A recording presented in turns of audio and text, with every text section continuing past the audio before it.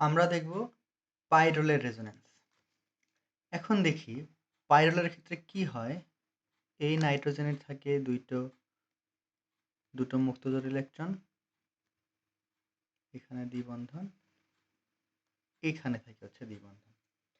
একটা জিনিস প্রথমেই খেয়াল রাখি যে এইখানে এই পাইরোলের ক্ষেত্রে কনজুগেশনটা কীরকম হচ্ছে প্রথমত একটা দ্বিবন্ধন, এরপর সিঙ্গেল বন্ড, এরপর লোন পেয়ার ইলেকট্রন, আবার সিঙ্গেল বন্ড, আবার হচ্ছে দ্বিবন্ধন। তাহলে কি হলো? দ্বিবন্ধন, single bond, lone pair electron, single bond, দ্বিবন্ধন। এখন আমরা রেজোন্যান্সের দিকে আসি।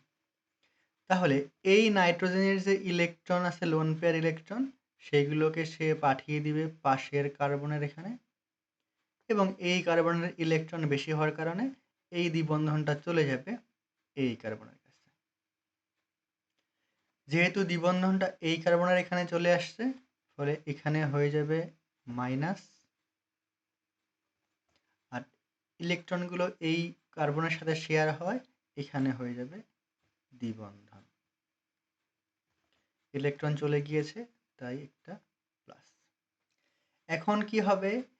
এই যে এইখানে মাইনাসটা আছে, এই মাইনাসটা শেয়ার হবে এই কার্বনের সাথে, এবং এই কার্বনের ইলেকট্রন বেশি হওয়ায় এই দ্বিবন্ধনটা চলে আসবে এই কার্বনের এখানে। দ্বিবন্ধন এই কার্বনের এখানে আসলে এটা হয়ে যাবে মাইনাস, আর এই মাইনাসটা এই দুই কার্বনের সাথে শেয়ার হয়, এখানে হয়ে যাবে এটা ডাবল বন্ড। এটা আগে থেকে ছিল, এটা হয়ে যাবে প্লাস। এখন কি হবে? এই যে মাইনাসটা আছে, সেটা শেয়ার হবে এই নাইট্রোজেনের সাথে, এবং এই দ্বিবন্ধনটা চলে যাবে এই কার্বনের এখানে। দ্বিবন্ধন এই কার্বনের এখানে গেলে এখানে হয়ে যাবে মাইনাস, এবং এই মাইনাসটা নাইট্রোজেনের সাথে শেয়ার হলে এখানে হয়ে যাবে দ্বিবন্ধন। পরবর্তীতে কি হবে? এই মাইনাসটা শেয়ার হবে এই কার্বনের সাথে, এবং এই দ্বিবন্ধনটা চলে আসবে এই কার্বনের এখানে, ফলে এটা হয়ে যাবে মাইনাস, আর মাইনাসটা আসলে এখানে হয়ে যাবে দ্বিবন্ধন।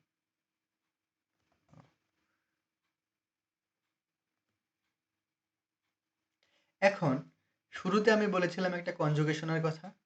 বিষয়টা কীরকম ছিল? যে একটা দ্বিবন্ধন, সিঙ্গেল বন্ধন, মুক্তজোড় ইলেকট্রন, সিঙ্গেল বন্ধন, দ্বিবন্ধন। এখানে কি হয়েছে? দ্বিবন্ধন, সিঙ্গেল বন্ধন, মুক্তজোড় ইলেকট্রন, সিঙ্গেল বন্ধন, দ্বিবন্ধন। এখানে আবার কি হয়েছে?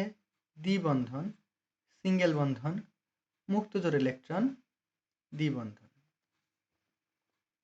এখানে কি হয়েছে?